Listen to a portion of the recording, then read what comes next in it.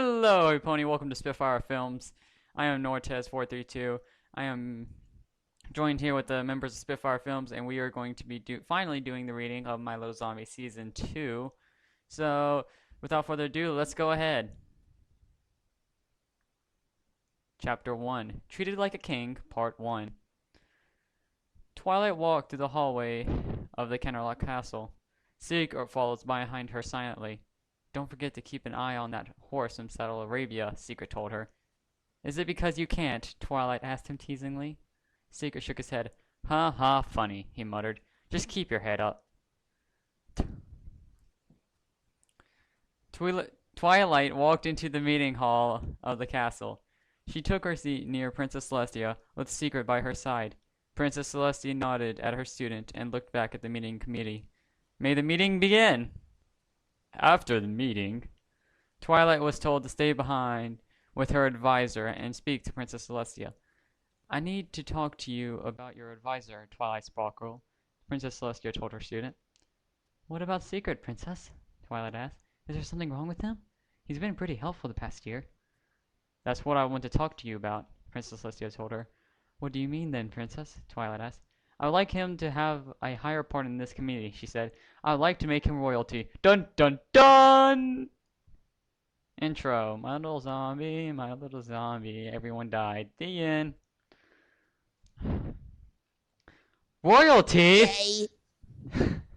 Twilight asked. Secret listened to their conversation, tilting his head. Celestia nodded, and Secret trotted over towards the two princesses. Excuse me, he interrupted. Did you just say that you want me to be a part of the royal division? He asked. Celestia and Twilight both looked at each other. Then they looked back at Secret. I do believe you would be a great addition to the family, Celestia told the stallion. That is, if you would like to. Secret was just as shocked as Twilight. There was no way that Secret could ever imagine becoming a part of the royal family, even though the voice actor is a queen. But here she is. The Princess of Equestria, asking him to join her and her family in royal duties. Twilight slowly faded from her shocking state and smiled widely as she approached the stallion. Congratulations! Twilight announced, hugging the stallion's neck. Secret was still in shock and barely spoke or moved.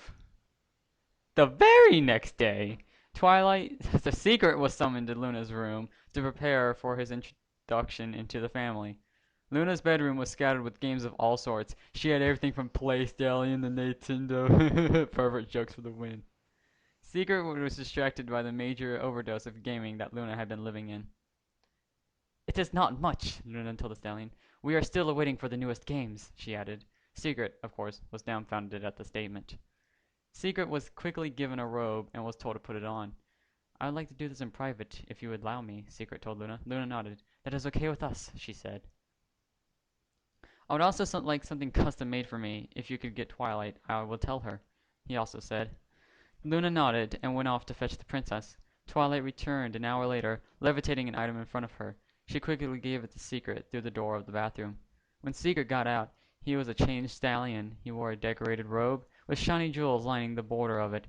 On his face, he wore a mask that covered everything but his muzzle. How do I look? Secret asked. Here, a guard said, putting a helmet over Secret's head. There, you look better, sir, he said, saluting the stallion. Secret nodded. It feels nice, at least. I can just imagine the things you guys are saying right now. Secret strutted out, trying his best to act like he was a part of royalty. Twilight watched, and Applejack snuck up behind her. Y'all still into that stallion there? Applejack asked, once again bothering the princess. Twilight glared at her friend. She had some real guts to pick on Twilight about every stallion she ever talks to. I still need to make that love story happen.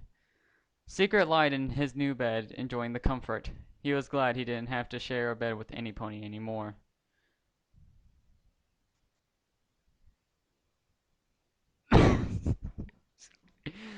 Shining Armor was on patrol in the halls where the royals would sleep.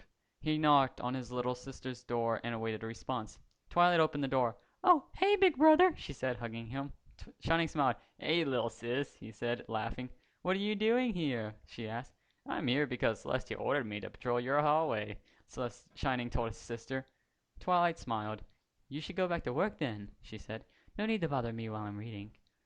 Shining nodded. Just wanted to say hi, he said, backing away from the door and watching as Twilight closed the door to return to her reading. Egghead. Shining turned and continued down the hallway. He stopped at Secret's door and thought about the new member of the family. He didn't ponder long, or something interrupted him. He turned his head as he heard shouting from down the hall. He turned around and saw somebody that was familiar. Oh, it's just you. What are you doing out here so late? Shining was cut off as the character put a knife to his neck, and Shining's body tripped to the floor, lifeless. An hour later. Twilight stepped out of her bedroom and looked around. Shining, she called. Brother! She walked completely out of the room and froze as she saw the most disturbing thing in her life. Shining armor was unmoving and unresponsive. Twilight approached him. Shining? She asked. She suddenly stepped on something that was liquid-like. She looked down and she gasped. Shining armor had been murdered. The end! Okay, Voxas, your turn.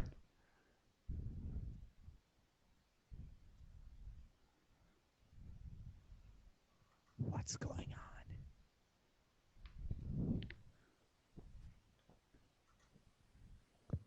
Mike, It's no Voxas' work. turn. Well, it worked for me, so I don't care. It recorded me.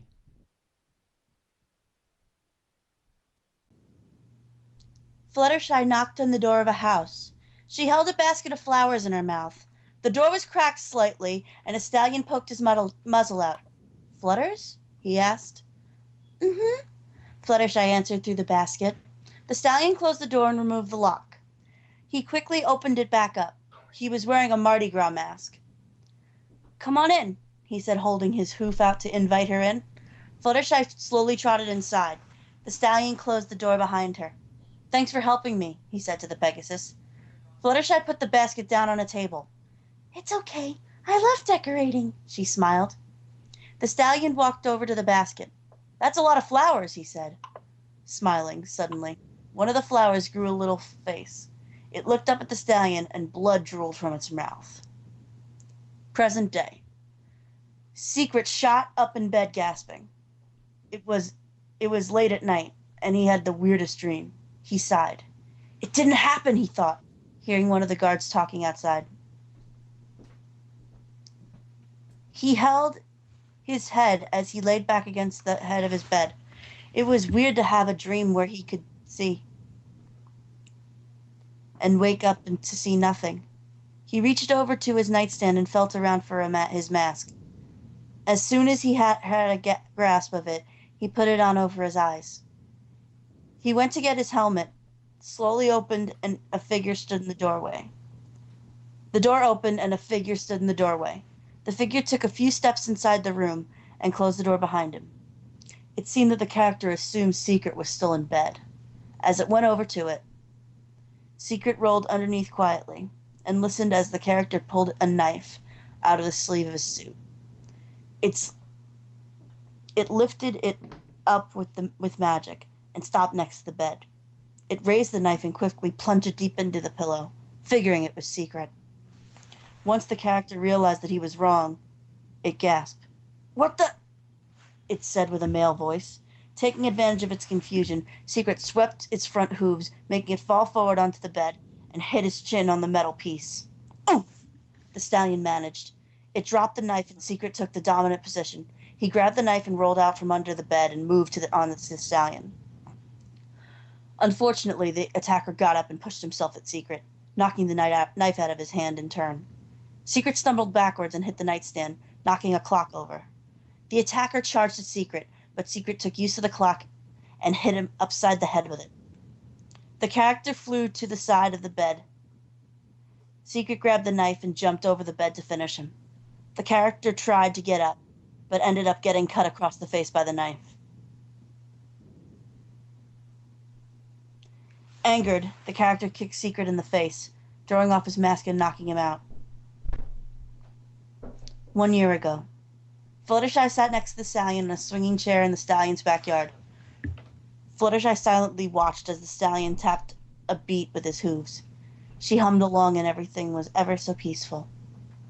It's about time for me to go, she whispered. The stallion looked up at the Pegasus. Already? He asked. You've only been here 20 minutes. Fluttershy nodded. I know, but I have to go now, she whispered. If that's okay with you. The stallion sighed. Fine, but take this. He gave her a green mask with feathers lining the top corners around the eyes. Fluttershy took it and smiled. It's beautiful, she said. I made it myself, Secret told her. Now go on. You need to be somewhere, right? He smiled as Fluttershy nodded and took off. Present day. Secret woke up, head pounding and face hurting. An hour had passed since he was knocked out. He pulled himself to his hooves and stumbled over to his closet door. He grabbed his helmet and robe and threw them on quickly before heading over to the door. He opened the door, still dizzy from the beating. Suddenly he froze as he heard crying. Shining armor lied on the floor, a puddle of blood pouring from his neck. Twilight stood over his body, tears soaking her face. Secret was out of it for a minute, but he quickly regained consciousness, snapped out of his shock. Guards! He shouted, running down the hall. Guards! Soon the whole hallway was filled with guards and other ponies. The princesses took their place near Twilight as the guards lifted Shining's corpse and placed it on a stretcher.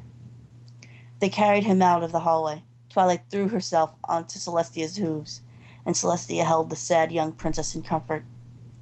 Secret held his hoof to his forehead, still pounding from earlier. He knew that the same guy that had tried to kill him managed to kill Shining Armor. He was determined to find and kill the murderer. Secret trotted over to Rainbow Dash and Applejack. I need you two to come with me, he whispered. The two looked at each other, determining that it was safe. They turned and followed Secret away from the crowd. When at a safe distance, Secret turned to the two. I need you two to help me find this guy, he said.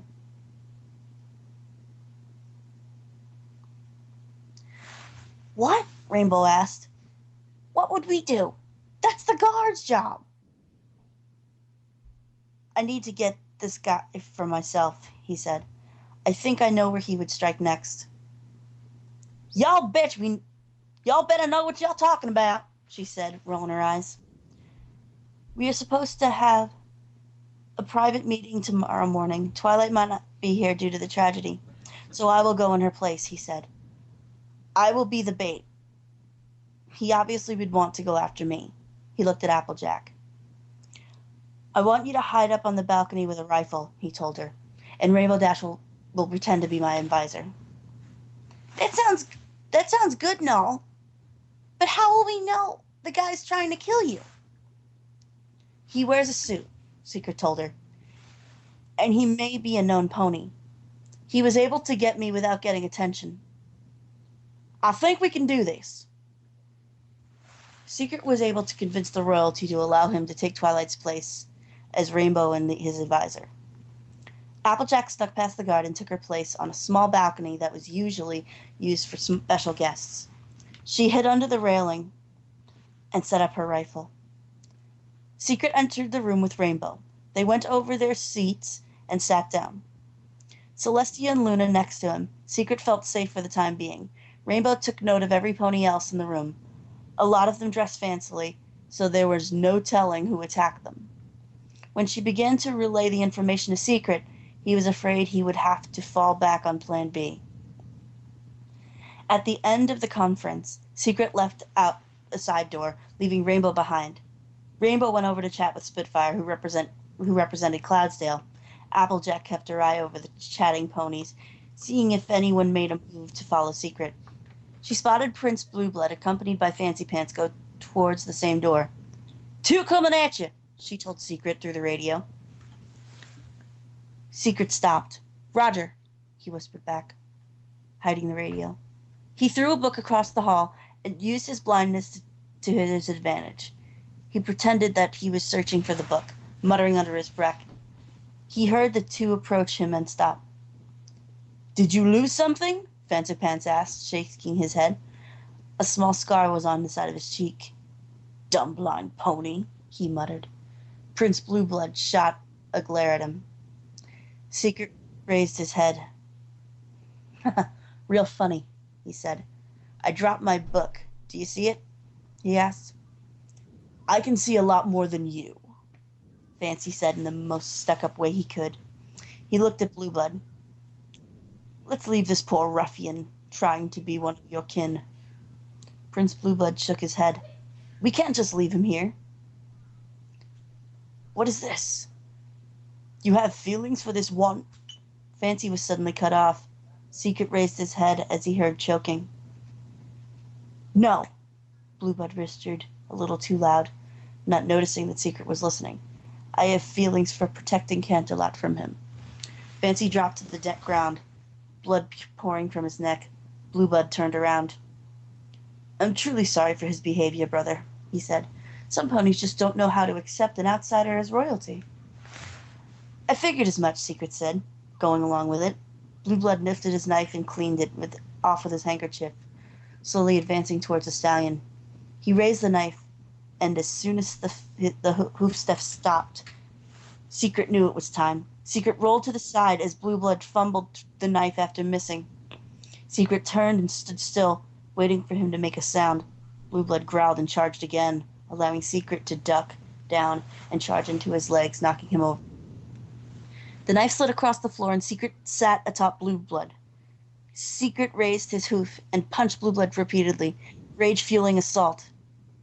Blueblood's face flew from side to side, a couple teeth falling out and the blood flying out of his mouth everywhere. Rainbow and Applejack rushed into the hallway, noticing the commotion. They attempted to pry Secret off of Blueblood as the hallway was soon found by Princess Celestia. What in the name of Equestria are you doing? She asked Secret. Guards! She called. Princess, no! Rainbow had no time to explain as guards crowded the room and was tackled Secret to the ground. Secret struggled against them, growling. Celestia went over and tried to help Prince Blueblood up. Are you okay? She asked her nephew. Prince Blueblood slowly regained consciousness, but he was not fully awake yet. He mistook Celestia for Secret and lifted his knife off the floor with the magic weakly. It hovered up and aimed straight for Princess. He quickly shot it towards her. Secret, hearing the knife being levitated, was fueled once more so that he could throw off the guard. They lost their grip of him, and he rushed over and grabbed the knife in midair, stopping it from hitting Celestia.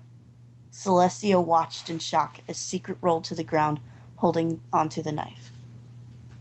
Blueblood growled, still not thinking straight, grabbing Celestia's neck to strangle her.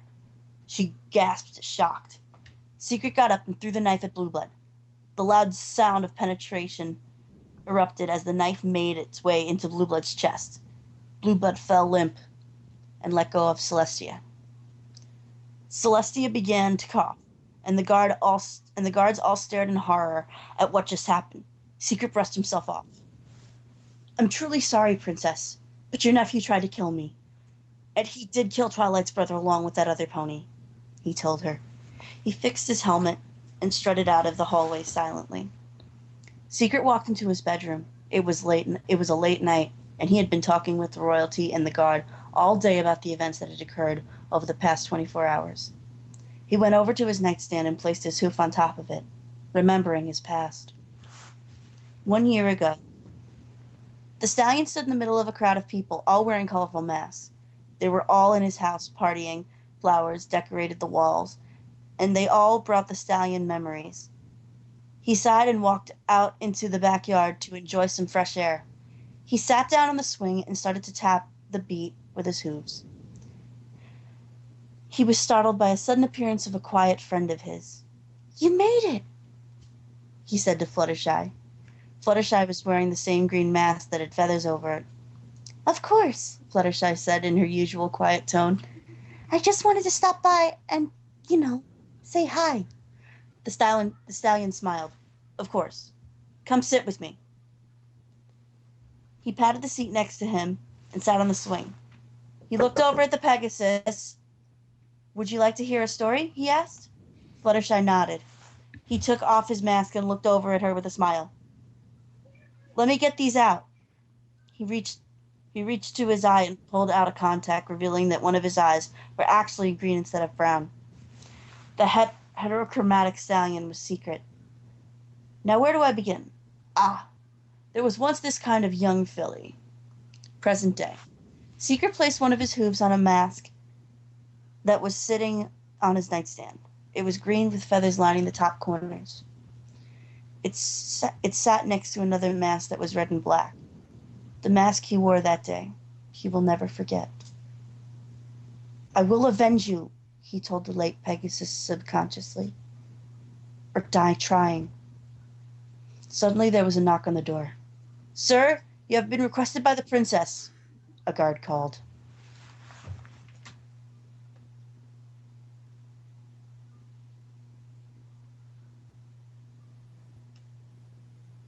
That's it.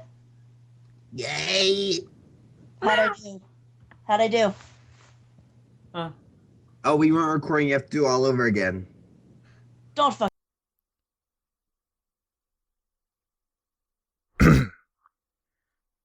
Hello, everyone.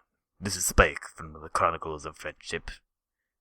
You may not know me at all, but if you do, go watch the series I am in. I am an awesome Italian. I swear. No, I don't actually swear. I just say stupid words in Italian. Like mere. Anyways, I was brought here today in order to read a stupid story by a stupid man. Secret stood near the throne. The throne hall was scattered with guards and friends, including Twilight, Rainbow, and AJ. Celestia stood at the throne. Today, we take a moment of silence for Shining Armor, who was coldly murdered by my nephew. The crowd bowed their heads in respect for the lost stallion. Twilight joined in, fighting back emotion and tears. After the moment of silence, Celestia called them back into her bright mood. I'm proud to announce that my new son, Secret, will be the new captain of the Royal Guard. That is just stupid. That's the stupidest thing I've ever heard. Yeah. She announced. Secret was taken by surprise, and raised his head as she trotted over to the stallion. Are you ready to receive your promotion? She asked the stallion. Secret quickly nodded, overwhelmed by the sudden news. Two guards ran to Celestia's side, carrying a fancy pillow that presented a blue sash, which formerly belonged to Shining Armor. Celestia picked up the sash with her magic, and hovered it over Secret, letting it drop onto his body. Secret lifted a hoof and put it in the hoop of the sash, fitting it into place. An uproar of cheers broke out into the crowd. Twilight watched, both happy and sad about the memories that had floated through her mind. Intro. After the throne hall was cleared out, Secret was to receive his first order of duty. I would like for you to go around and help some of the important members of Camelot with the loss of close ones, Celestia told him. Secret saluted. Will do, princess, he said before taking off. Secret's first stop was Fleur-de-Lis. According to the orders he received, she had lost her husband. She had lost her husband. I am Italian, and I know that's terrible English. Fancy pants.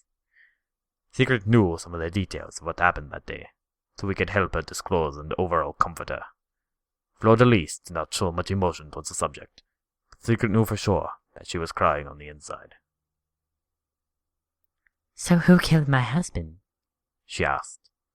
Secret looked at her. It was Prince Blueblood, if I'm not mistaken. He told her. Do you know why? She asked. Secret was suddenly taken by surprise. Why did Prince Blueblood kill Fancy and Shining? She thought. I'm not sure, he told the mayor, but I intend on finding out. He sat down next to her. Is there anything else you want to talk about? Fleur-de-Lis shook her head. I'm good. She said. Thanks for coming here.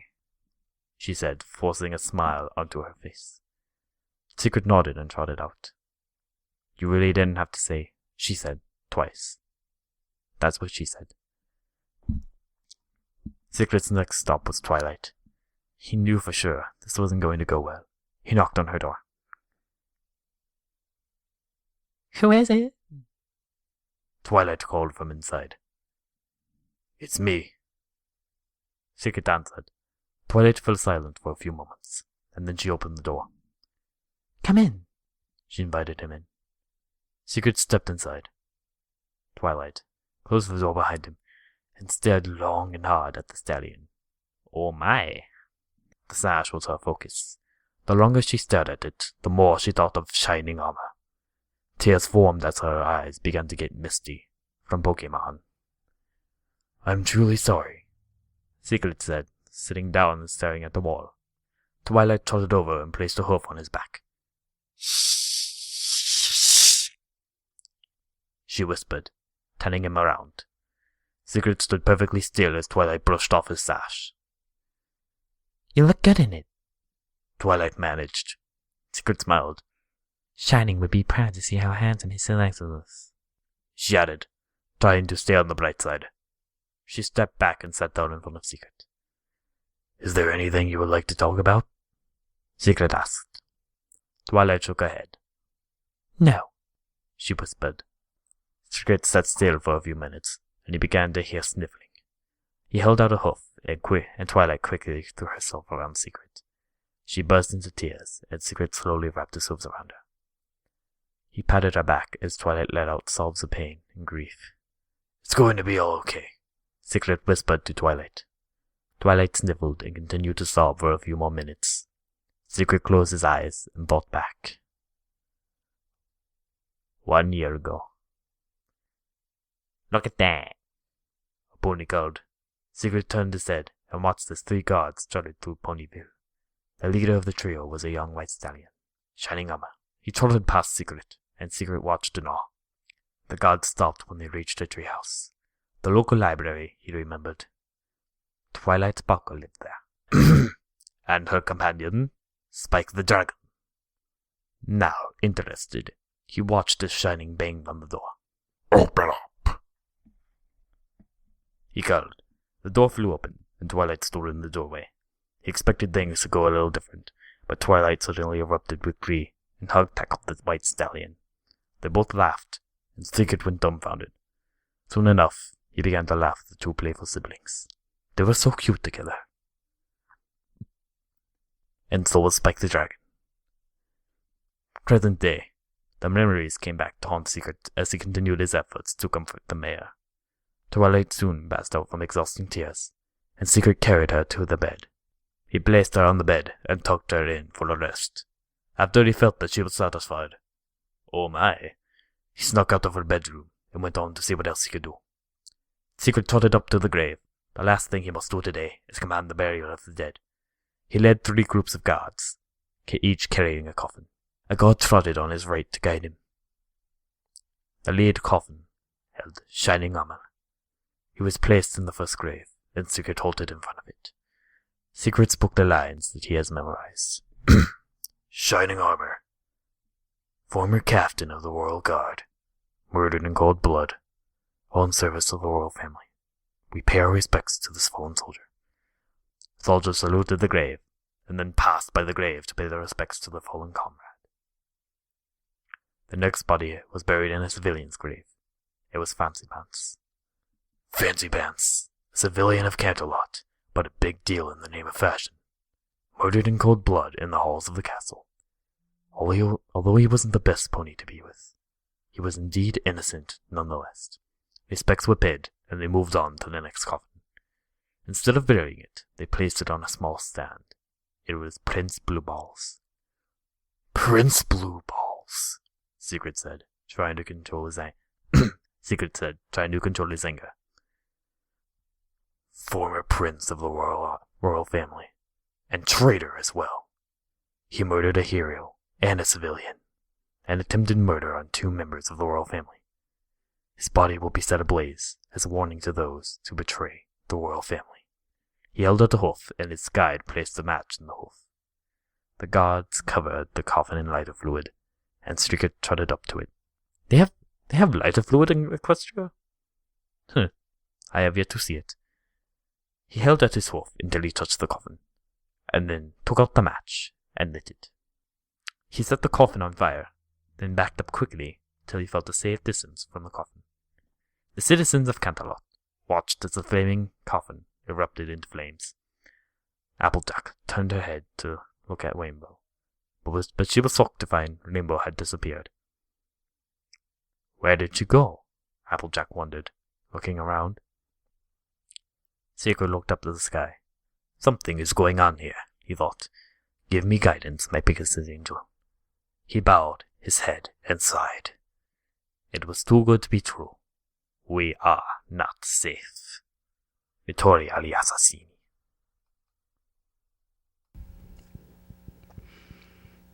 Taking aim. Applebloom and School were getting older.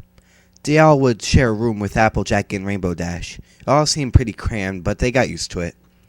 Rainbow was sleeping next to Schooloo, who was still awake. Schooloo's childish mind was wandering through her imagination. Schooloo, Applebloom whispered. Schooloo looked over the edge of her bed and saw Applebloom right next to it. What do you want, Applebloom? Schooloo asked. Crawling out of the bed, do you want to go watch the sniper team? Applebloom asked.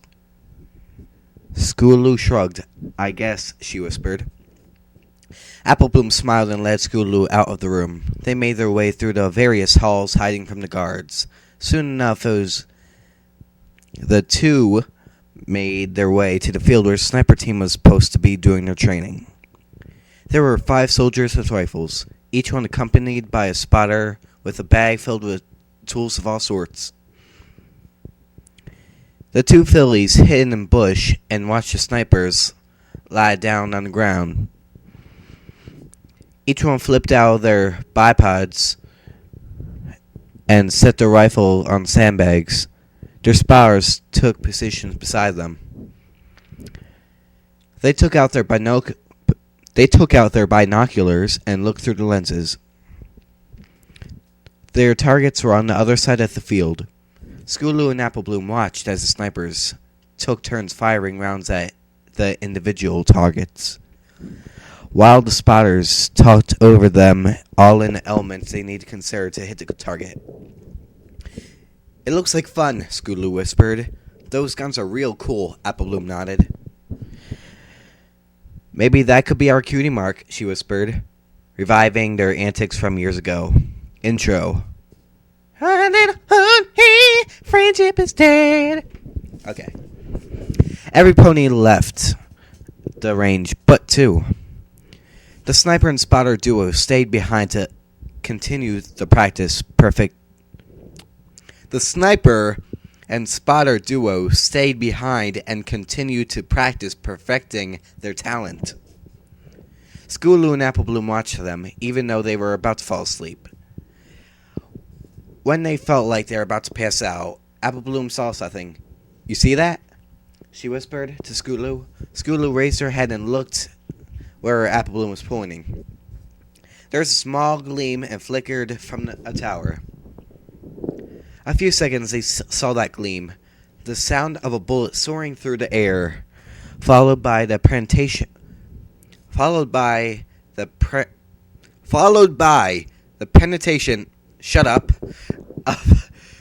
the spotter's cranium, causing him to drop dead. Applebloom and Schooloo gasped and held each other's muzzles close so they wouldn't scream. The sniper jumped and turned his rifle to aim where the bullet came from. He searched for the shooter, but tables turned as bullet shattered the sniper scope and went straight into the stallion's eye. The stallion fell backwards dead. Schooloo and Applebloom stared in horror. The next day, the news was spread that one of the snipers and his spotter were shot last night. Applebloom and Schooloo barely spoke of it. They pretended like they took no notice of what was going on, scared of what they saw. I'm scared, Applebloom whispered. They already lost Sweetie Belle, and they seen ponies die. The difference is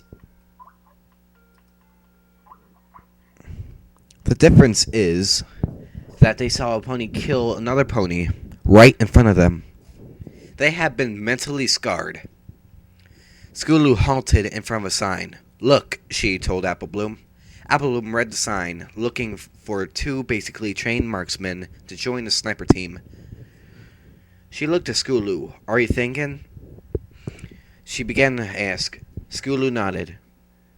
"Dash taught me how to use a rifle once," she said. Apple Bloom sighed. "Well, Applejack did tell me how to use a rifle too, but I wasn't really good at the shooting part. She taught me how to read all sorts of tools that help pony snipe." "Let's go see if we could join," Apple said happily. The duo were able to convince Rainbow and Applejack to help them sign up. "Don't y'all get in trouble now, you hear?" Applejack asked. Luckily, "Don't y'all get in trouble now, you hear?" Applejack asked. "Y'all lucky that y'all just turned in the right age to join." Skulu and Apple Bloom were set in training. Skulu was given a pretty small rifle so that she could hold it easily. Apple Bloom looked through the bag of tools. They all seem pretty fancy-like, but probably tell what each one means, she told Skulu. The captain for the sniper team tried it up for the two. You two fillies ready?" she asked. The two nodded. "You may begin now." He saw a stopwatch and set the two to work. Apple Bloom relayed information to Skulu, and Skulu took in what she said.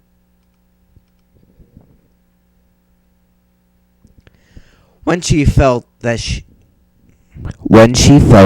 she knew all that she needed, Skulu took a shot. "Missed," she whispered. Apple Bloom quickly told her changes and conditions. Skulu quickly took another shot. It hit close to the bullseye. They continued this for a minute, hitting those bullseye multiple items.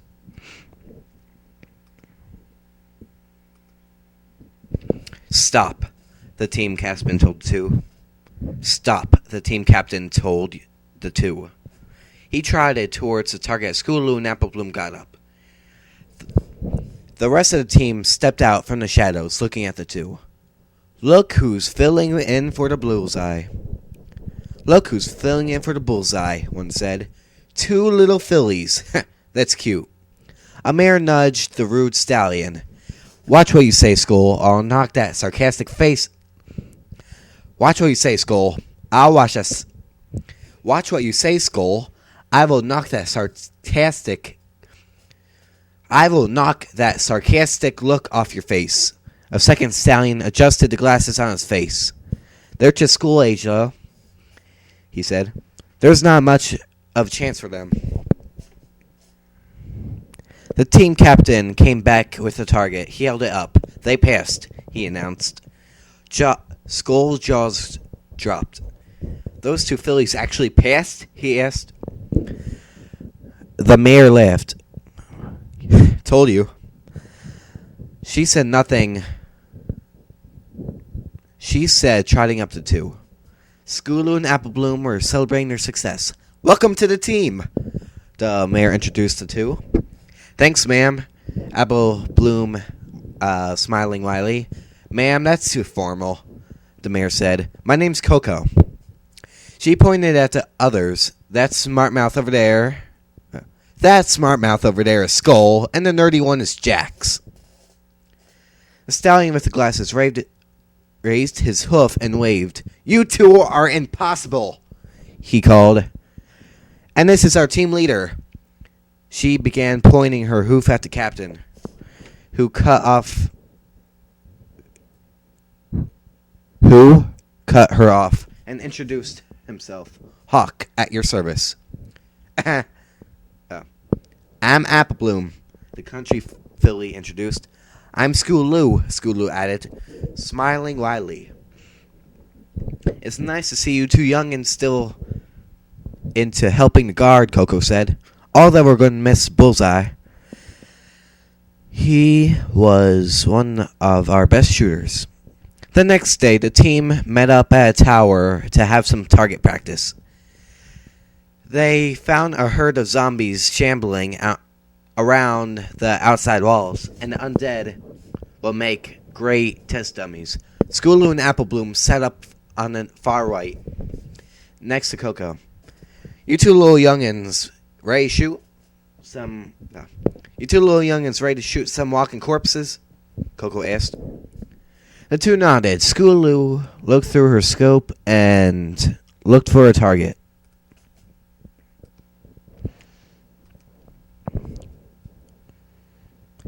The two nodded. Schooloo looked through her scope and looked for a target. She was shot a zombie, dropping it. Wait.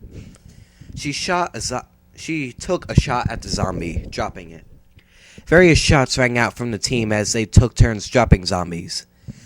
After a few minutes of ringing sniper shots and clanging shells, the team decided it was time to stop.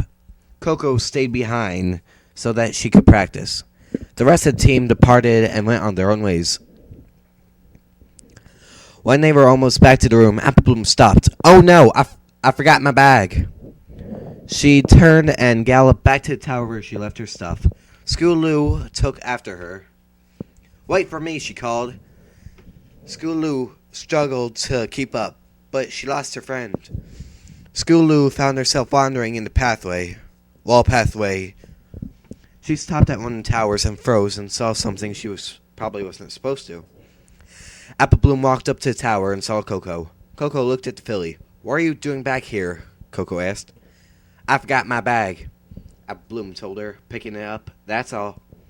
Skull sat in his tower with Schooloo, aiming his rifle at the other tower, which contained Coco and Applebloom.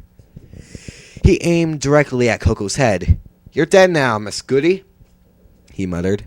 Schooloo snapped back into reality and threw herself at Skull. Skull fumbled the rifle, causing it to fire a shot before it dropped out of the tower.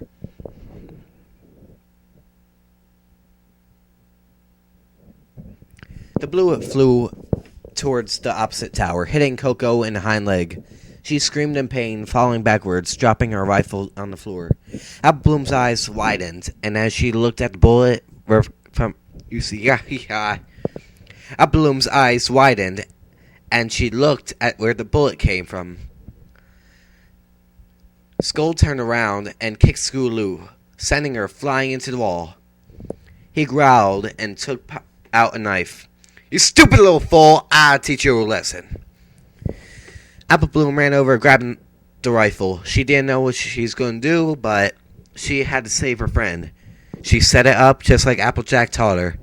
She looked through her bag and checked things quickly. She went back to the scope and aimed it at Skull.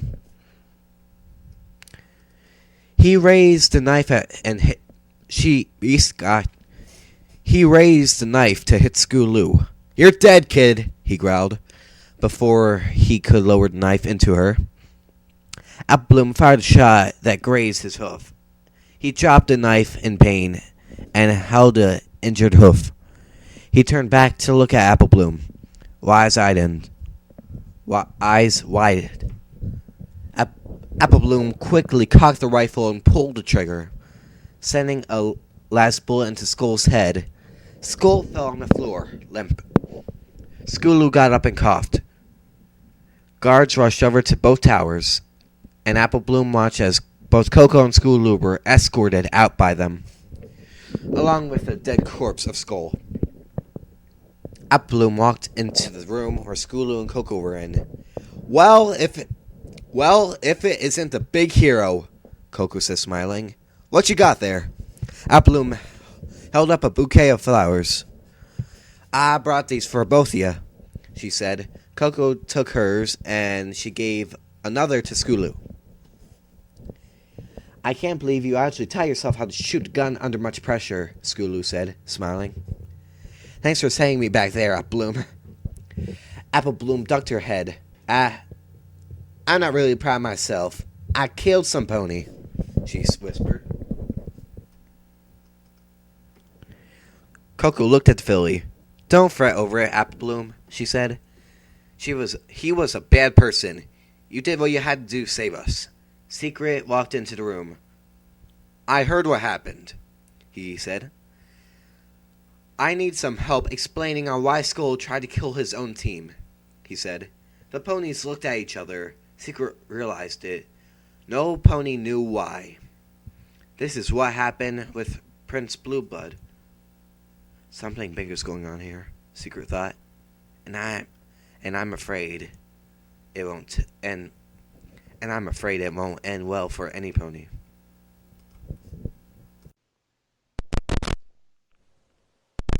Demo to start.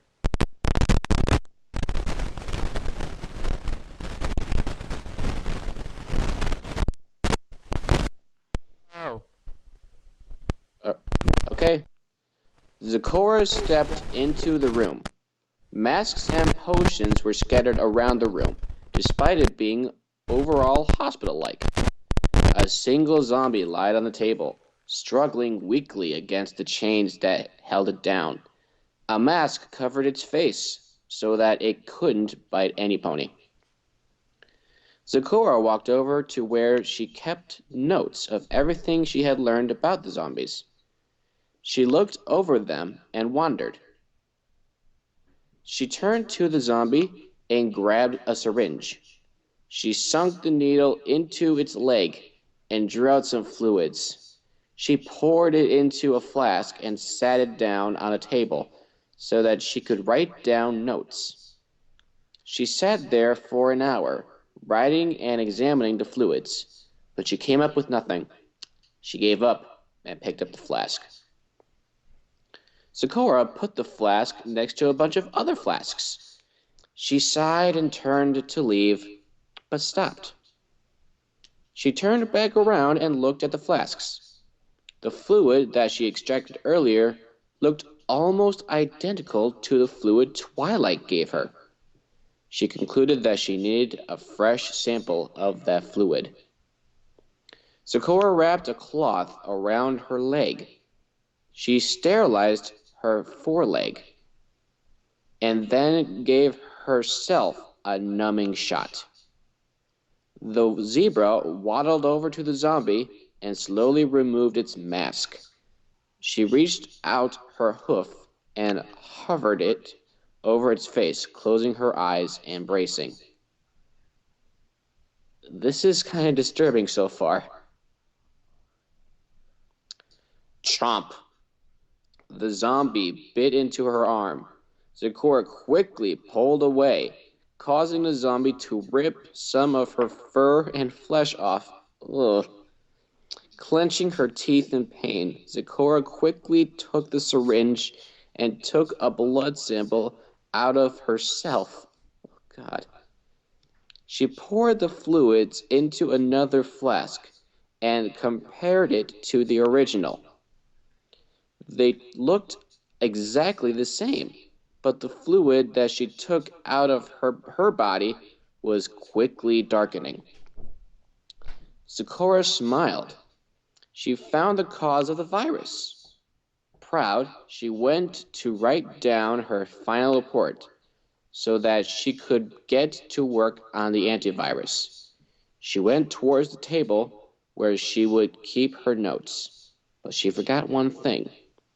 The zombie's mask was still off, and it was able to grab Zecora by the neck as she walked by. It dragged her down and bit hard into her neck. Zecora gasped in pain and grabbed the syringe. She used it to stab the zombie multiple times in the face, killing it. Zecora dropped to the ground and breathed heavily as she dragged herself to the table and grabbed a little project she was working on. She took the syringe, filled it up with a blue liquid that was contained in a flask, and shot it into her neck, causing her to collapse. Oh, God! Oh, God!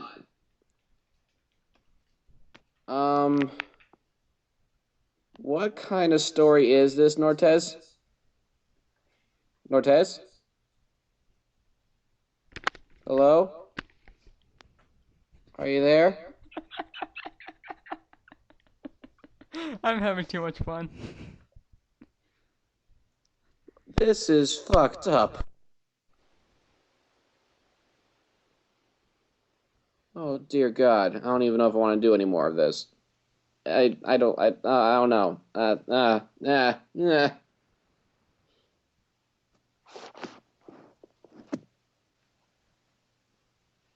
Lortez, are you still there? Or are you still having a time of your life?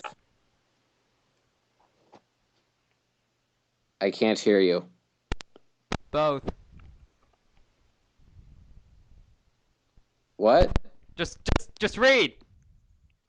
I'm sorry, okay? I'm trying to get over some trauma. Okay. How much longer is this? How much longer is this? Intro, 1 year ago, present day.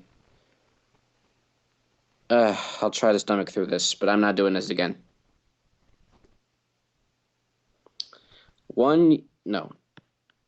Intro.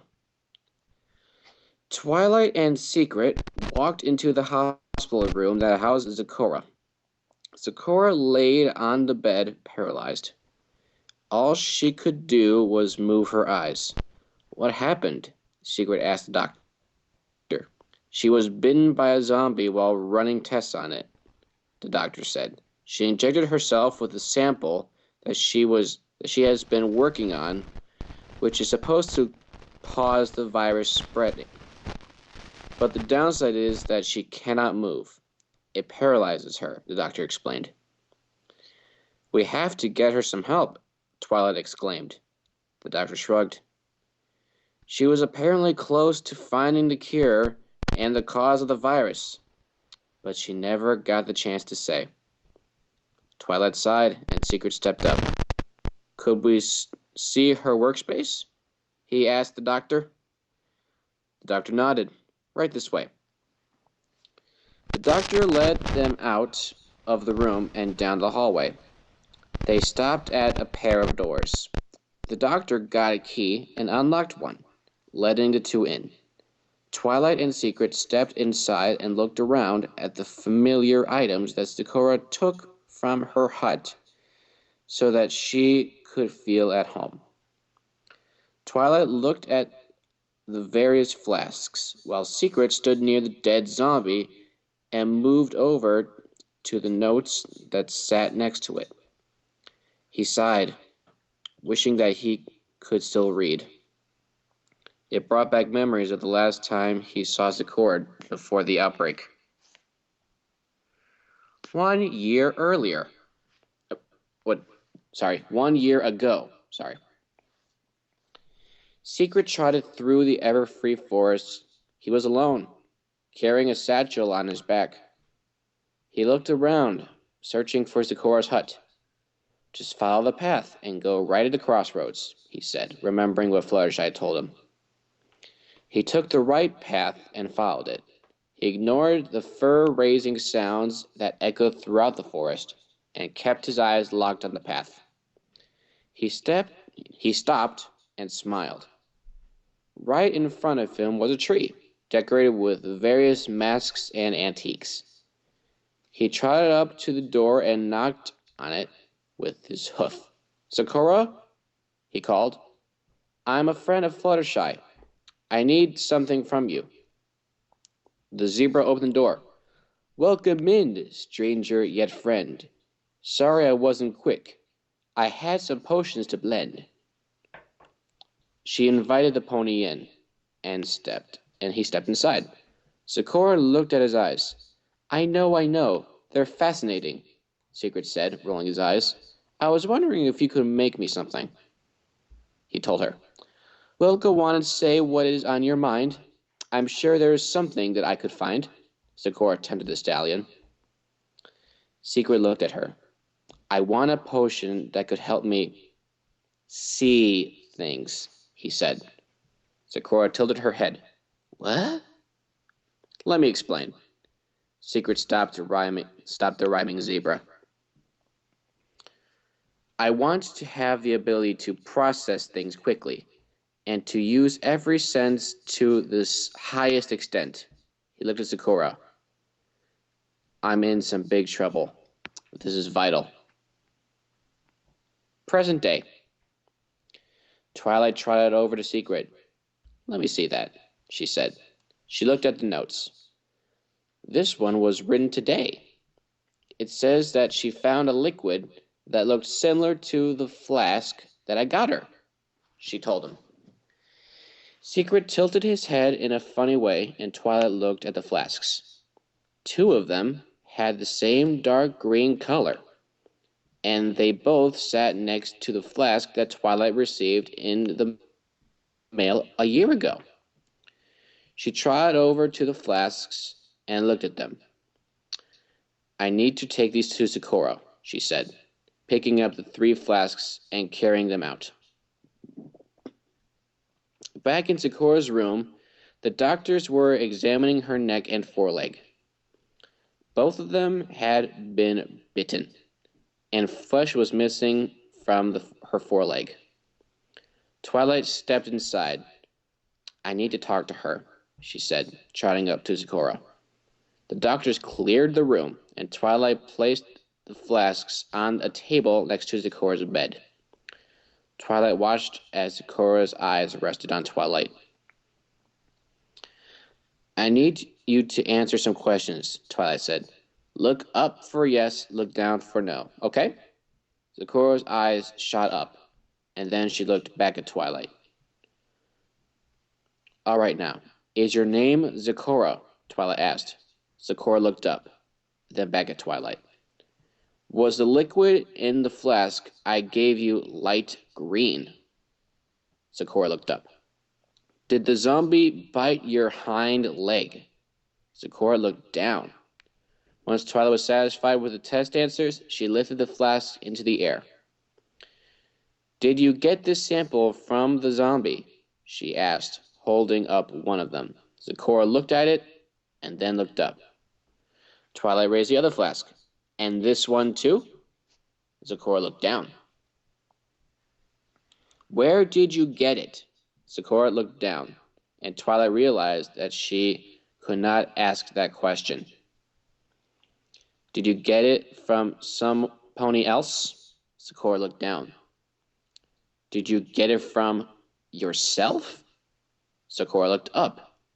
So wait, do you mind if we take another sample? She asked. Sakura looked down. Twilight called the doctors in and ordered them to take a sample out of Sakura's foreleg. They put it into a 4th flask, and Twilight watched. At first, the fluids looked exactly like the fluid from the original flask. She stared in shock, putting puzzle pieces together. Twilight's eyes widened. If the zombie virus was in that flask, then I started the apocalypse. Everything blacked out after that. Twilight woke up hours later in the hospital bed. Secret prodded her side. Morning, Sleeping Beauty, he teased. Twilight looked at him and glared. What happened? She asked. You passed out, Secret told her. It's okay, though. No pony else knows that you started this. We're working on an antivirus, he told her. Also, you have a visitor. She says she's an old friend of yours. Secret stepped out of the way to reveal a familiar pony standing in the doorway. Hello, Twilight Sparkle, the visitor greeted. Twilight's jaw dropped. It's her again.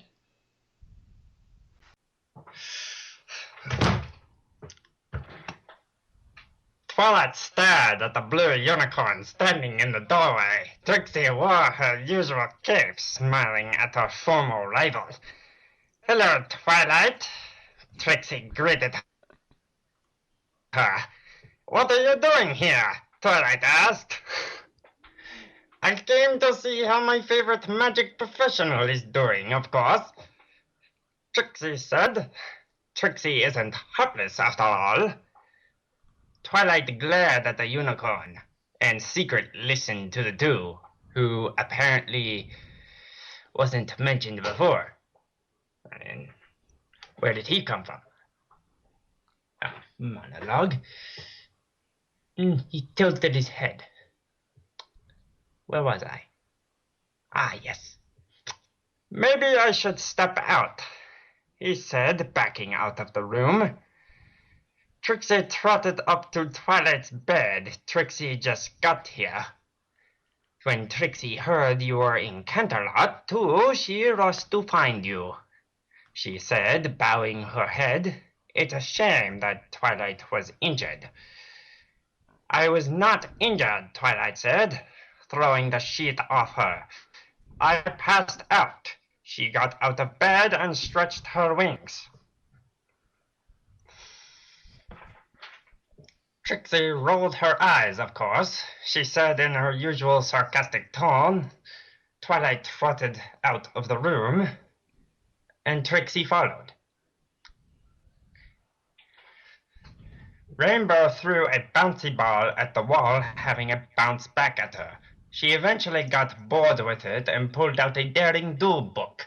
She began to read it aloud to herself, and then Daring Do swiftly dove into the pit and chased the amulet. She grabbed it right before it dropped. She was cut off by a familiar voice. Into the lava pit that was used for sacrifices.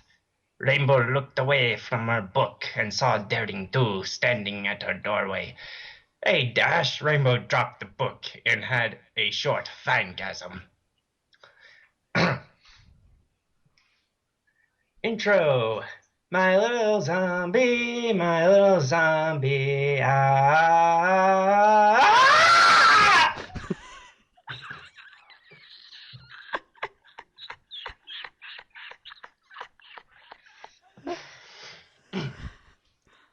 What do you want? Twilight asked Trixie when she got to the door of her bedroom. Trixie would like to talk to your Royal Highness, of course, Trixie said. After all, you are quite special. Twilight, I almost said Trixie. Twilight rolled her eyes. Well, I'm going to my room now, thank you. Twilight opened the door. May Trixie join you? She asked. Trixie promises not to do anything bothersome. Wink, wink. Twilight rolled her eyes. Sure, whatever.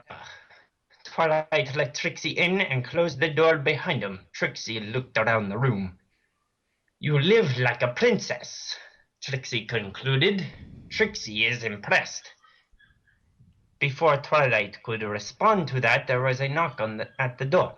I'll get that, she said. Trotting over to the door, she opened it to find Secret standing outside. He was accompanied by his usual guide. Greetings, Princess, Secret introduced. You can call me Twilight, she said, brushing her sash. You need to keep this clean, too. Secret shook his head humorously. We're about to go and burn Skull's corpse, Secret said. It is required that you be there. Twilight sighed. Of course, let me get ready. Why are you here?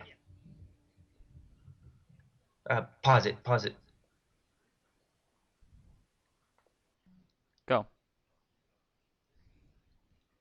Twilight sighed. Of course, let me get ready. Long pause.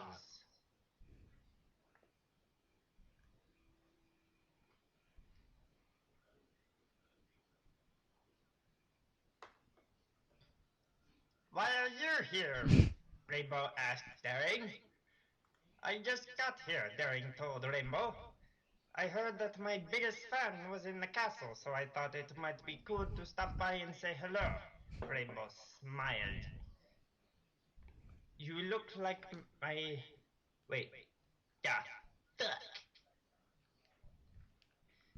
Okay. Rewind.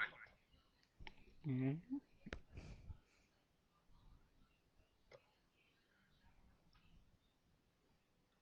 You like my latest book? Daring asked Rainbow. looking at it. It's awesome! Rainbow exclaimed. When are you releasing your next one? Daring Do laughed at her question. It's the freaking zombie apocalypse. I'm not going to write any damn books. Who's going to read them? The zombies?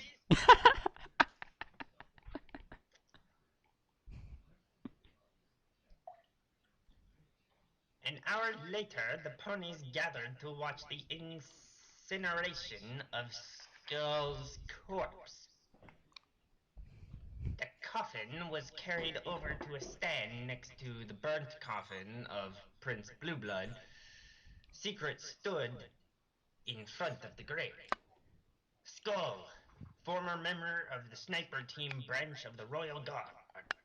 He was a traitor who killed 2 of his own and attempted to kill 2 other members. His body shall be set ablaze to set warning for all those who think about betraying the royalty. Obey or be burned. Secret held out his hoof and took out the match, while the other guards poured lighter fluid on the coffin. Secret lit the match and threw it onto the coffin, setting it afire. Twilight watched the coffin and looked at Trixie, who stood nearby. She noticed that some ponies glanced at her, glaring and scowling. At first it seemed Trixie took no mind. After a while of watching the unicorn, she realized Trixie was showing signs of depression. A tear rolled down Trixie's cheek. Twilight's eyes widened as she stared. Back at Twilight's room, the princess approached Trixie. "What's wrong?" she asked the unicorn. "Why, there's nothing wrong with Trixie," she said, looking at her funny. "Trixie, I'm not stupid," Twilight said. "I can see the signs." "Signs of what?" Trixie asked, tilting her head. "Trixie," Twilight glared. Trixie hung her head. "Fine," she muttered, pulling out a bundle of letters and throwing them to Twilight's hooves. Twilight picked them up and read them in her head. They were all death threats. Twilight looked back up at Trixie. "When did you get these?" she asked. "Since Trixie walked through the gate," Trixie answered. "They have tried a few times too." Twilight stomped her hoof. "This is outrageous!"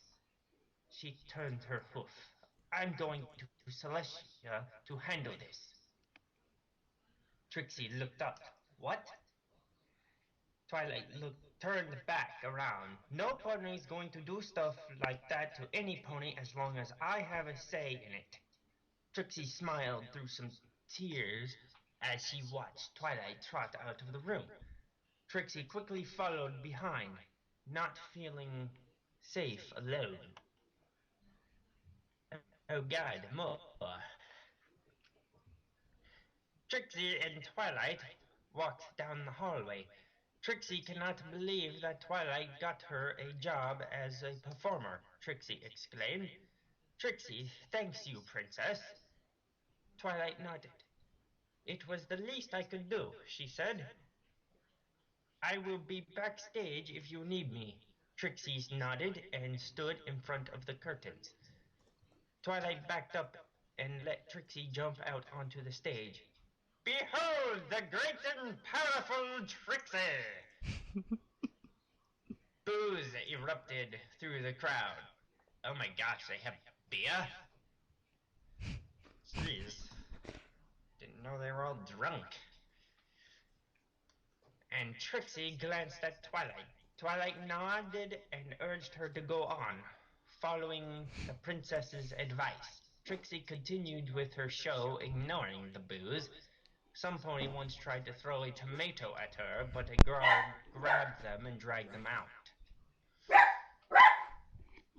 Twilight watched as the crowd slowly dissolved from the death threats, and they started to enjoy the show. After the show, the majority of the crowd was cheering. Trixie trotted off stage feeling proud. "See, Twilight asked. This is what happens when you change for your ways for a bit. Trixie nodded. I'm going to get something real quick. Be right back. Twilight trotted out of the room, leaving Trixie to gather her things. While Trixie was gathering her materials, she heard a knock on the backstage door. Is it one of Trixie's fans? Trixie asked. It's Twilight, she heard from the other side of the door. Back already? Trixie asked, going over to the door. Trixie opened the door to see a tall stallion right in front of her. Wait a minute. The stallion grabbed Trixie by the neck and threw her across the room. Trixie hit the wall hard and tried to stand up. The stallion drew a large knife out of his coat. Oh God, who is here now? God damn it, Zion!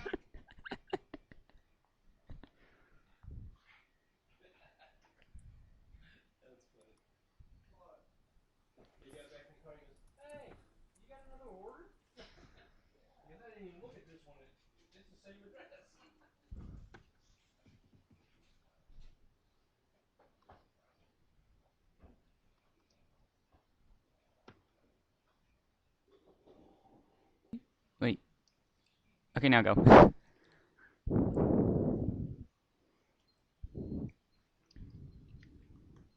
great and powerful Trixie, he said humorously, mimicking Trixie's voice. You gullible little idiot. He raised the knife, ready to finish her. Trixie looked around for an out. A way out. You should have written a way out. Just a grammar check for you. She saw a spare cape lying on the floor and an idea popped into her mind. She grabbed it with her magic and threw it over the stallion's face. Caught by surprise, the stallion missed Trixie with his knife. Trixie rammed him to the side, making a dash for the door. Before she could make it out, Trixie's leg was grabbed by the stallion. Trixie fell over, knocking over a barrel in the process. The stallion pulled on her leg and Trixie fought back. Trixie took notice of the barrel and noticed there was fireworks in it. She used her magic to start a fire on the fireworks and kicked the stallion in the face multiple times, which must have freaking hurt. She soon made him let go, and she took cover as the fireworks shot at the stallion. Ow. Twilight walked in a bit later. I'm back, she called. Twilight froze and looked around as she saw the hurt Trixie and the now paralyzed stallion, who has a very burned face. Trixie had one of those fans, Trixie muttered, pulling herself against a wall. Twilight trotted up to the stallion and took a look at him. She noticed something shiny on the inside of his coat. She grabbed it and looked at it. It was a ring. There was a symbol etched on it. She could not make out what it was, but she thought it looked oddly familiar.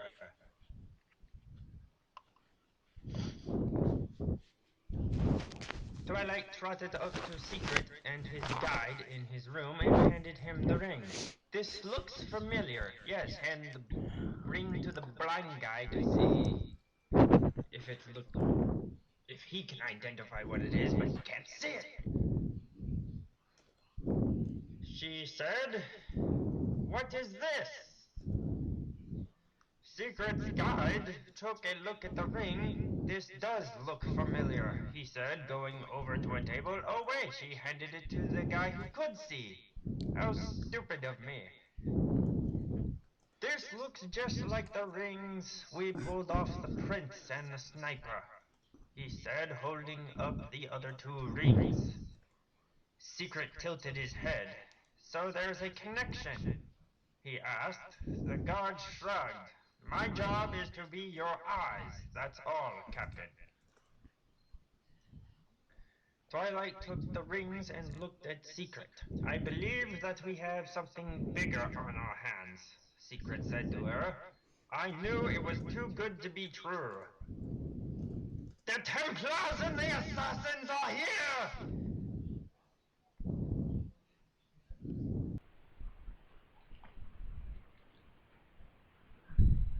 Chapter 7. Life in Question. Twilight trotted down the castle hallway with Secret.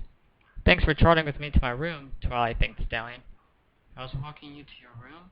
Secret asked. I thought you were walking me to my room. Twilight laughed. Secret turned. I guess I'm heading to my room alone then. I was just messing with you, Secret, she said. Come in. I want to talk to you about something. Secret hesitated, then trotted into Twilight's bedroom. Twilight closed the door behind him and went over to her nightstand. So, I found this. She held up an old book. What is it? Secret asked. Blind, remember? Twilight sighed. I remember. It's an old book of mine. She looked down at it. Shining gave it to me. I believe that it would be better in your care. She handed him the book. Secret touched it with his hoof. You sure about this? He asked. Isn't it a memorial of your brother? Shouldn't you keep it for the safe? Twilight shook her head. No, she insisted. I already have enough to remind me of brother. She forced the book into his hooves. Just take it. Secret sighed and put it on his back. I guess I should go then. I guess I should go, he said under his breath. Twilight sighed and trotted up to Secret. Thank you, she whispered, hugging him. Secret soon realized how Twilight actually felt about him. Dun, dun, dun, dun, dun. And sex happened. 'Cause Secret is a robot. Pimp. Screw you, computer.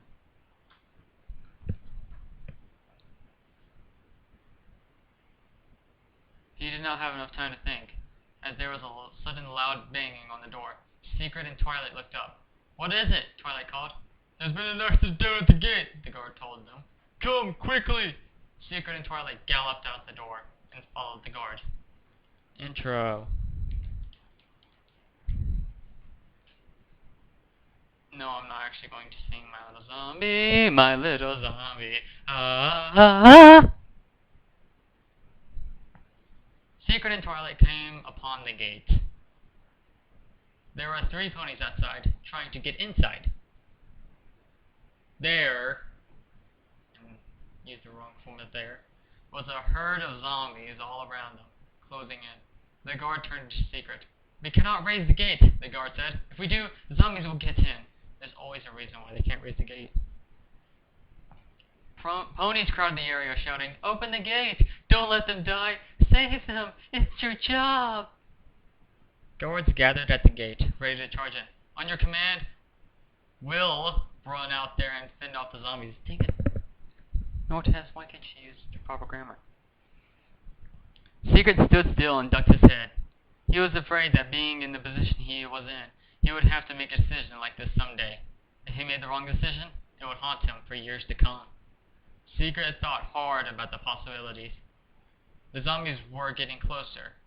It didn't take eyes to know that. How close can they get before they are unable to see the ponies, though? Secret raised his head to the sky for an answer. After what seemed like an eternity, but was only a few seconds, it finally hit him. Kinda gave the zombies a lot of time to close in for that. No pony move, Secret ordered. But sir, the guard began. I said no pony move, Secret shouted. We cannot afford more loss. Affirmed. Every pony screamed and shot at Secret as the 3 ponies shrieked as they were grabbed and eaten alive by the zombies. Secret lowered his head. My job was to protect those inside the walls. I cannot afford to lose all my men to 3 stragglers, he told himself. Twilight and a couple of guards led Secret away from the gate and to his room, protecting him from the hateful crowds of Camelot. Secret reached his room and turned to Twilight. I would wish to be alone, he told the princess. Are you sure? She asked. The whole of Canterlot wasn't too pleased with your actions. Secret blindly moved forward, his head literally right next to hers. If I need you, I'll call for you. But for now, I would like to think over things. Alone. He looked down. Probably need to clean the sash, too. Twilight smiled a little at his humorous answer. Sleep well, she called as she trotted off. Good night, Princess Twilight, he called back, trotting into his room.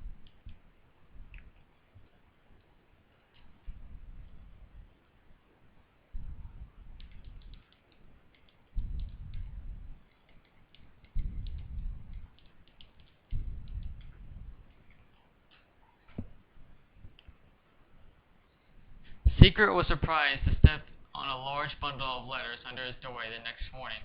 Twilight, he called. I have mail, and I'm pretty sure who sent them. Secret did not get an answer from Twilight, however. It's only Trixie, the unicorn called back. Princess Twilight Sparkle had a meeting. Trixie trotted over to Secret. You must be Twilight's little friend. Secret sighed. My name is Secret, if she has yet to tell you. Trixie laughed a little. Of course, the stallion with the mask. So secretive. Trixie is amused by that. Secret handed her the letters. Please, read this to me. Hate mail. Trixie looked through the bundle. Trixie is not the only famous hero down here. Trixie read the death threats and hateful letters aloud to the stallion. Secret listened as she made it into a novel. He left like he was about to fall asleep. Dang it, Nortes. Until Trixie said something different. Hey, it's that symbol. Trixie remembers the symbol, she said, holding up the letter. What does it look like? The blind stallion asked. A circle with 3 triangles inside it, Trixie believes, Trixie said. Wasn't this on the ring Twilight pulled off the stallion that attacked Trixie? Secret thought back. It makes more sense when I wrote it. I believe it does, but I'm not the best pony to ask. Before Trixie could say anything else, Secret looked at her. Wasn't that stallion put into the hospital?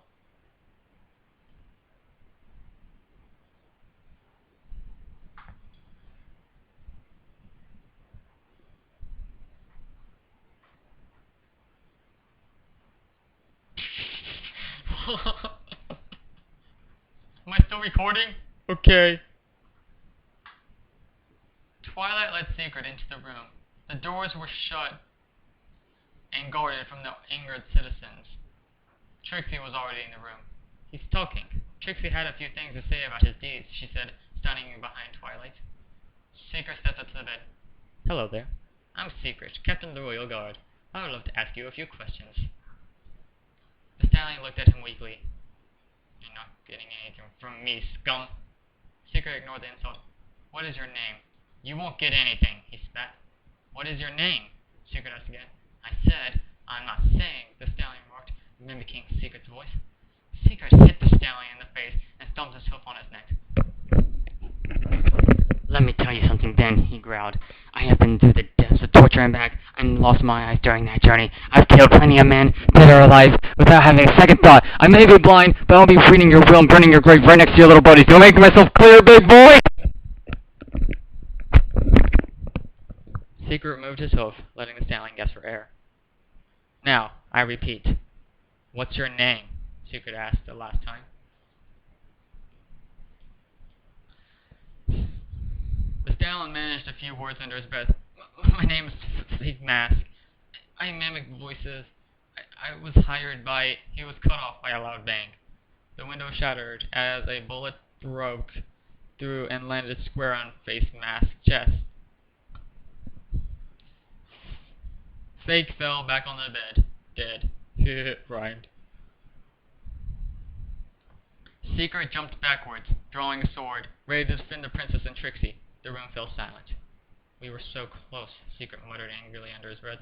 He sheathed his blade and stood straight. There was something bad going on for sure, Secret told them. You two get back to your room. We need to find out who's doing this. Twilight nodded and led Trixie back to her room.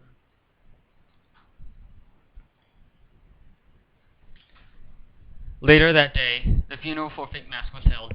Despite everything, he was still ordered to be put with the traitors. His coffin was placed on the stand, and Secret took his usual position in front of it.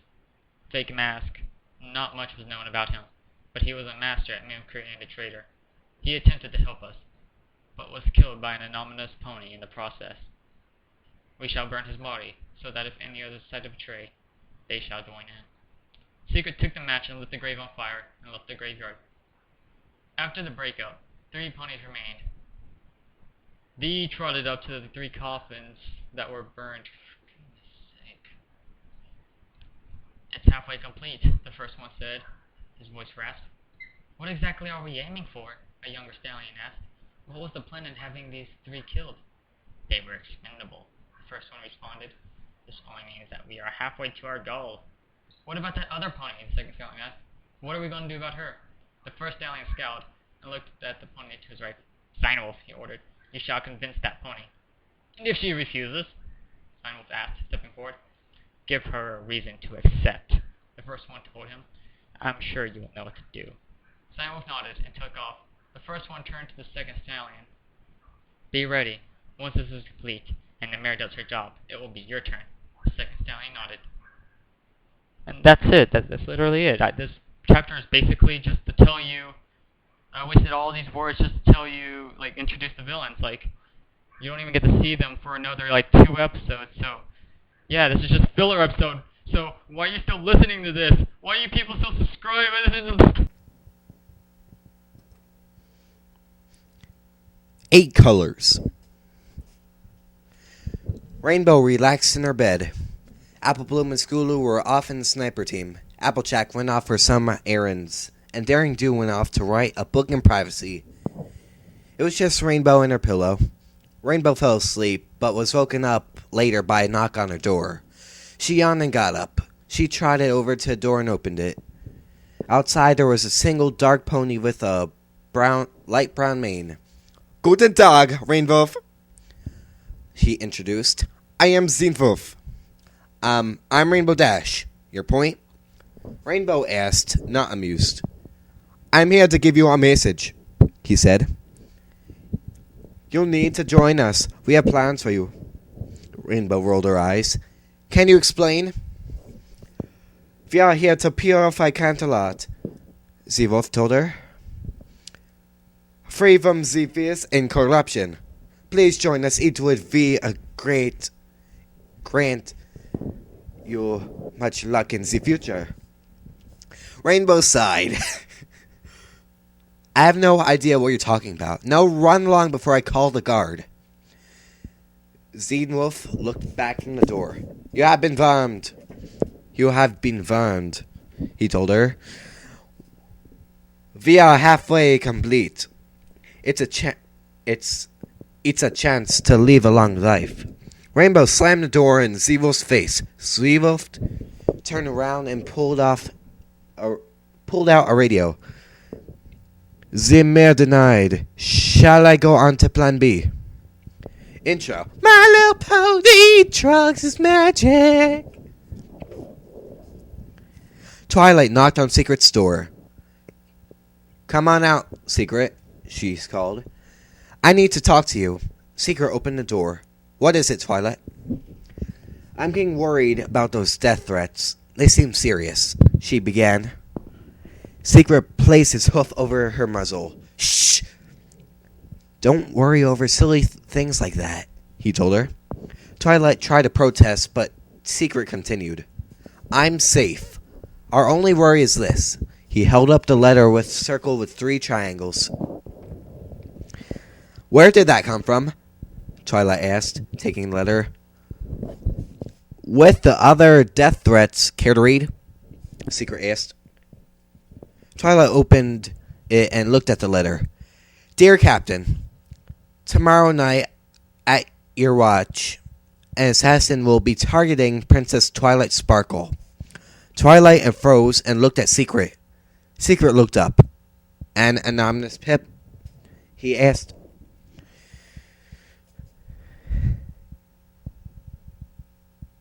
Twilight did not answer. Don't worry, Secret said. We'll protect you. Guards, attention, Secret ordered. The guards in the front of Secret snapped to attention. Secret was led to center front by the squad by his guide. In case you didn't hear me, your orders are to defend this princess with your lives, he told the guards. Yes, sir, the guards responded. The squad saluted Secret, who returned the salute, then trotted out. Twilight was in the security bunker where the royalty would hide if Canterlot was attacked. Applejack stayed with her so that Twilight would not be alone. Secret trotted down the hallway with his guide. The hall was quiet, and Secret had to pretend nothing was going on. It's a little quiet, Secret said. His guide did not answer. Soldier, I am speaking to you. Still, there was no answer. Secret stopped moving. Soldier, he called and drew his sword, looked around blindly out of the silence. He heard the sound of a hoof step right behind him. Gotcha, Secret thought. Secret turned around and swung his sword at his attacker. The assassin jumped backwards and drew a knife. You want to play rough? You want to play rough? Secret asked sarcastically. The attacker growled and charged at Secret. Secret raised his sword and blocked the attack, parrying the knife out of the assassin's hooves. The assassin gasped, and Secret knocked him backwards and pinned him against the ground. Please don't kill me, they made me do it. Please don't kill me, they made me do it, a familiar said.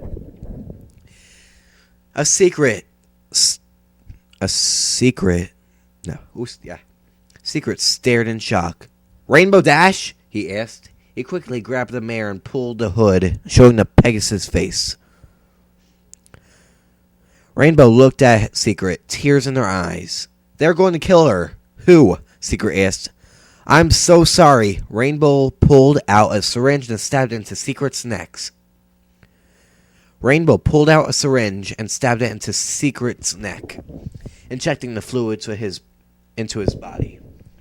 Secret let go of the mare and held his neck, dropping the sword, and he stumbled backwards and fell onto the floor. Rainbow got up and turned her head as a cloaked pony trotted up. You did it, a hoarse-voiced stallion said. I'm glad you were able to pull through. I guess we don't have to need her anymore. Rainbow's eyes widened. What do you mean? She asked. Xenwolf trotted around the corner.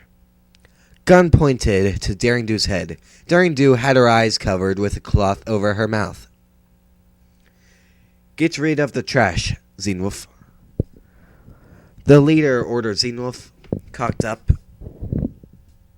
the suppressed hoof gun and fired a single bullet into Daring Do's head.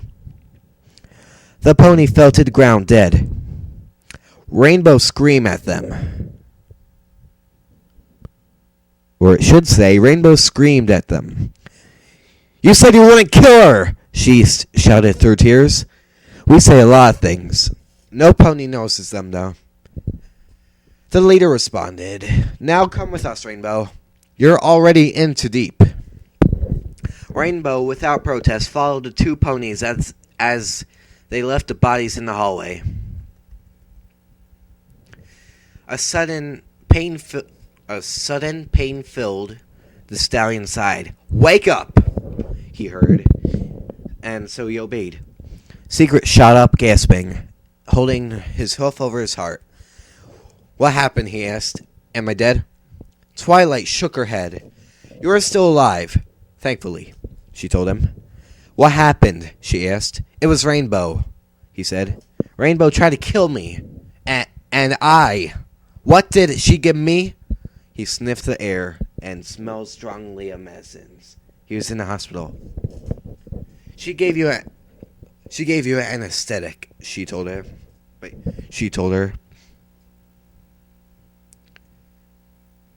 It seemed like you were dead. Secret rubbed his neck. So, does that mean... He turned his head at Twilight. Where's Rainbow? Twilight sighed. She's with Applejack. She told us everything. Twilight turned her head. What were we going to do? Rainbow is one of them, right?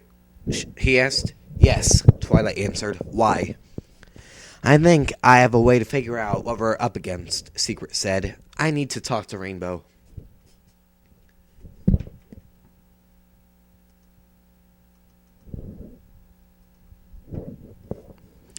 Secret trotted up in the room. Applejack and Rainbow sat on the bed. Rainbow was scared and did not look up as Secret entered. Could I have some privacy? He asked Applejack. The country mayor nodded and trotted out. Secret approached Rainbow. You didn't kill me, he said. I wasn't going to kill you, she answered. But the guard, I may have offered him. So they think I'm dead, he asked. Yes. Everyone but Twilight, Applejack, and me, she said. And you have to go into hiding. Excuse me, he asked. Do you care to explain? She sighed. This morning, a pony came to my door. He offered me to join them. I refused, so later they came back up with daring do. They threatened to kill her, they said, and I must kill you while you were supposed to be on guard alone. The guide was not accounted for, and he saw me. I'm sorry that I killed him.